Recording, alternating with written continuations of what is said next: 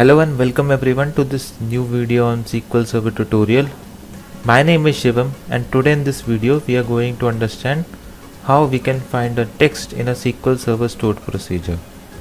Now if we are working on some production database, it may consist of multiple stored procedures and finding out the exact stored procedure for our usage can be very difficult. So there can be two ways to find out the required stored procedure. First is by searching out by name. So we already have a video and an article related to how we can search a stored procedure. The other option is to search a stored procedure by its content, and by content I basically means by searching out some specific string or text that the procedure may contain. So in this video we will understand how we can find a stored procedure using some specific text string. So without any further delay, let's see the agenda for this video. So first we will understand how we can find a text in a SQL Server stored procedure, and we will cover two methods in this. First by using the Transact SQL, and second by using SQL Server Management Studio. After this we will also see how we can find and replace text in the procedures, and again for this we will cover two methods. First is by using the query and second is by using the Management Studio, and in the end we will see how we can find and replace text in all stored procedures at once. So we already have a detailed article related to this topic. The link of that article will be available in the description box. Let me navigate you to the article. So once you open the link in your browser, it will open an article with name SQL Server Find Text in Stored Procedures. So in this article we have covered all these topics that I have shown in the content. Now let's see the first topic out of it. Let's first understand how we can find text in a stored procedure using the SQL query. Now there can be multiple ways to have your SQL query to find out the procedure which consists of some text. Now there is one situation more. If we want to search out some text which is there in multiple stored procedures, then in that case it will be better to get a result set. So let's first understand the first method. So our first method is by using this sys.procedures. Now it is a system view which stores data related to objects which are procedures in some way. So this is the main syntax that we can use. Let's understand this implementation with the help of an example. So here we got one example. Let's copy this example. So let's execute this example. So in this example, first I have specified my database. So for this example I am using this SQL Server Guides database. Then we are using this select statement in which I have selected two things. First is the name column and second is this object definition, and in the object definition I have passed this object ID. After this we are using this where clause, and in the where clause we are basically using this like operator. So it will basically look for student text in the object definition. Let's click on execute. So here in my SQL Server Guides database there were three stored procedure which consist of this student text. As you can see their name only consists of student, and I think I am also using the student database. Yes. Now let's see the next. So they were, as I told you, there were multiple methods. So in this article we have discussed I think two methods. You can check out the second method also. Let's move to the next topic. Next, let's understand how we can use SQL Server Management Studio to find out text from a stored procedure. So like in our previous case, we were able to search for multiple procedures, but if we want to use SQL Server Management Studio to search out some text, some specific text from this stored procedure, then we can implement this thing one at a time. So we can search one stored procedure at a time for some specific string. Let's see that. So I will expand this database directory. So this is my database, SQL Server Guides. In this we have this programmability directory. So I will expand this, and in this I will expand this stored procedures directory. So let's understand this implementation by implementing a small example. So I will search this procedure, whose name is get employee by department. So actually I have multiple employee tables. I just want to search which employee table I am using in this. So I will right click it, then I will simply go to this option which is script store procedure as, and then we can use any of these options, create to or alter to. I'm using this create to option, and then I will simply click on new query editor window. By this it will open the whole definition in this new query editor window. And now we simply need to open this edit menu from our menu bar and click on this find and replace option, and here we will get multiple options like quick find, quick replace.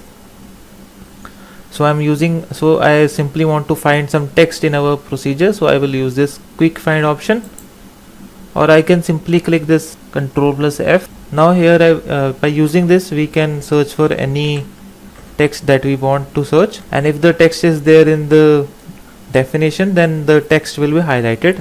For example, I have searched here for this employees table, and it is here in my definition and it has been highlighted. See, we can search multiple stored procedure by using name filter. Let's also see that. So to search the stored procedure by their name, we simply need to right click this stored procedures directory, and then we have to move to this filters option, and then we have to move to this filter settings. So once we click on it, it will open one more window which related to filter settings. Now here we got multiple options like name, schema, owner, creation date. Now from this we can simply provide some value that we want to search, and that value will be searched in for the name of your procedure. For example, if I search for students and I click on OK, now you can see it has filtered the stored procedure, and there were 3 stored procedures which consist students in their name. Now let's move to the next topic. Next, let's understand how we can find and replace text in our SQL Server stored procedures. So let's first understand how we can use the Management Studio for this task. So in our previous section we only discussed about this quick find option, but there are multiple options. So I will move to this edit option, then I will click on this find and replace, and here you can see multiple options. So out of this, if we want to find and replace some text, we can use this quick replace option, or we can simply use the shortcut which is Ctrl+H. So here in the first search bar we have to put the text that we want to search. For example, I want to search dbu.employees, and the new text that we want in place of our previous one, we have to put it in the second search bar. So I want to replace it with dbu, another employee table whose name is employee table, and we simply need to click enter now. So here you can see the text has been replaced now. Now this find and replace option can be worked only in case of one stored procedure at a time, and the same is the case by using this SQL query. So let's see the next topic in which we will understand how we can have this SQL query to find and replace. So very first thing in the find and replace operation is to first find the text, and to find the text we will simply use this system view which is sys.sys objects. This view basically holds data related to each object that is there in the database. So by using this we can search out any object including stored procedures. So this is the very simple example that we have used to first find the text in our stored procedure. Let's copy this example. So in this example, first we have specified the database that we want to use, then we have declared one variable.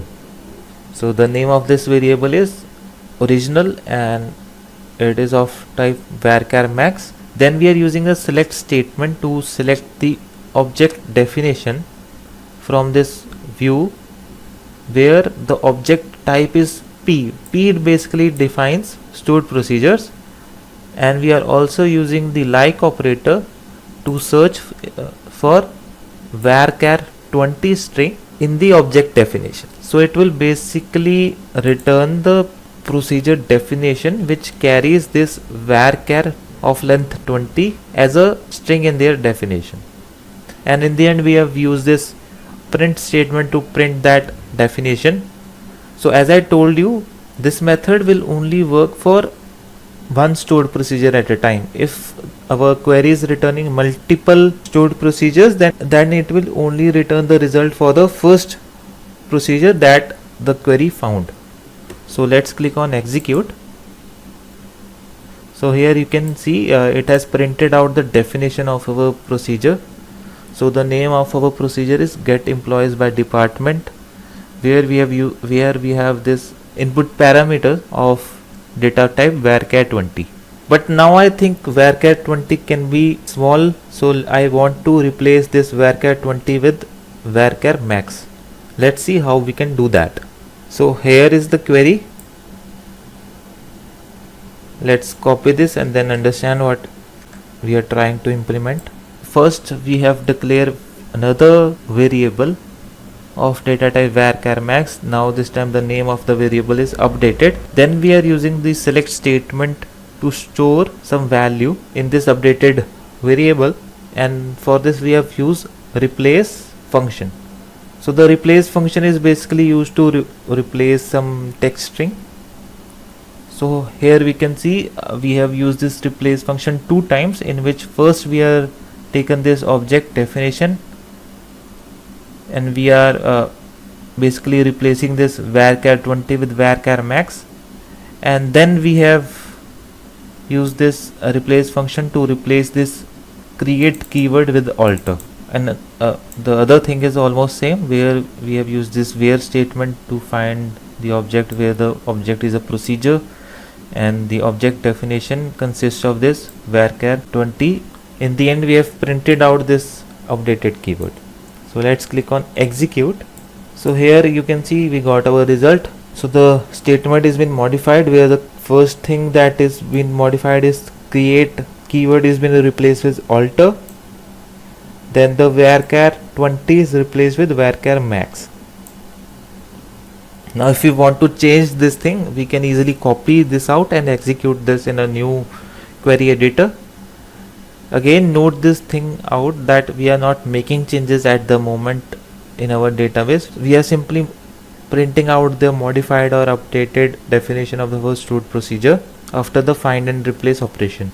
Plus I don't recommend you to perform this operation for all the stored procedures, because sometimes there can be some string which is there in the name of that stored procedure, and if we perform this find and replace for all the stored procedures, for some stored procedure which consists that string in their name, it will return an error because that name will not exist in the database.